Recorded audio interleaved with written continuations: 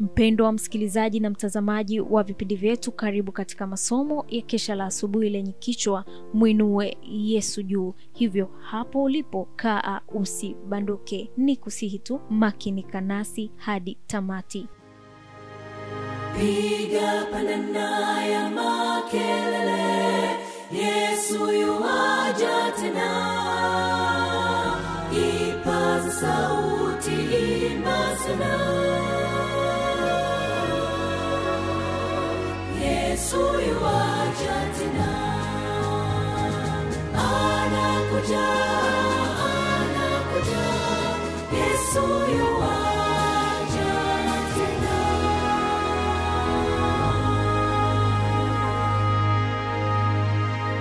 Naam, ikiwa ni Mei 27, Kristo ni kiini cha sheria. Basi, je, twaibatilisha sheria kwa imani hiyo? Hasha!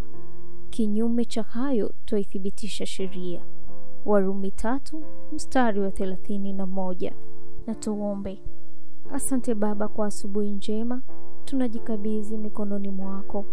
Tunaomba utupatie Roho yako Mtakatifu atuongoze tunapojifunza maandiko yako, yakatusaidie tuweze kusogea zaidi karibu na wewe kupitia jina lako Yesu Kristo, amen. Miongoni mwa wote wanaodai kuwa Wakristo, Waadventista wa Sabato wanapaswa kumwinua Yesu zaidi ulimwenguni. Utangazaji wa ujumbe wa malaika watatu unatoa mwito wa uwasilishwaji wa ukweli wa Sabato. Ukweli huu, pamoja na nyingine zilizojumuishwa katika ujumbe, unapaswa kutangazwa. Lakini kitovu kikuu cha mvuto, Kristo Yesu, hapaswi kuachwa. Ni katika msalaba wa Yesu ambapo rehema na kweli zinakutana pamoja na haki na amani zimehusiana. Sharti mwenye dhambi aelekezwe kuutazama msalaba wa Calvary. Kwa imani sahili ya mtoto mdogo, lazima aamini katika wema wa Mwokozi, akipokea haki yake na kuamini katika rehema yake. Kupitia kwa upendo wa Mungu, hazina za neema ya Yesu zimewekwa mbele ya kanisa na ulimwengu.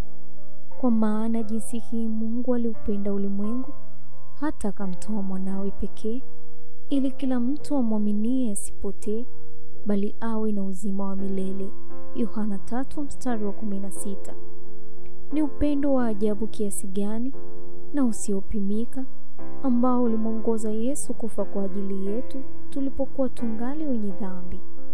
Na ni hasara iliyoje ambayo nafsi inapata, ambayo ikielewa madai yenye nguvu ya sheria inashindwa kukiri kwamba pale dhambi inapoongezeka, neema ya Kristo inaongezeka zaidi. Sheria inapowasilishwa kama inavyostahili, inafunua upendo wa Mungu, lakini haishangazi kwamba mioyo haiyeyushwi hata kwa ukweli unapooneshwa kwa njia baridi isiyo na uhai.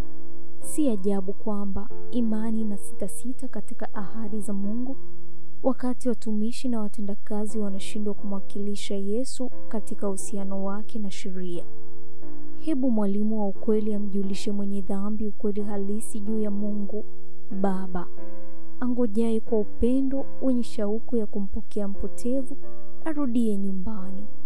Si kumtupia shutuma za hasira, bali kuandaa karamu ya kukaribisha ujio wake. Laiti sote tungeweza kujifunza njia ya Bwana katika kuungua roho. Mungu angevuta akili kutoka kwenye usadikisho wa mantiki hadi kwenye usadikisho wa ndani zaidi, wa juu zaidi, safi zaidi na mtukufu zaidi.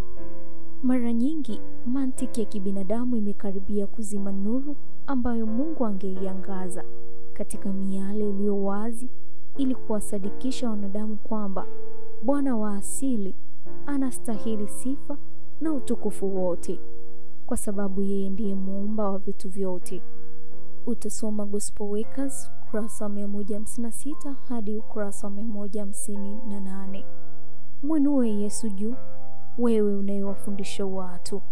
Mwinue juu katika hubiri, katika wimbo na katika maombi. Hebu nguvu zako zote zielekezwe katika kuzielekeza roho zilizochanganyikiwa, tatizwa, zilizopotea kwa mwana-kondoo wa Mungu.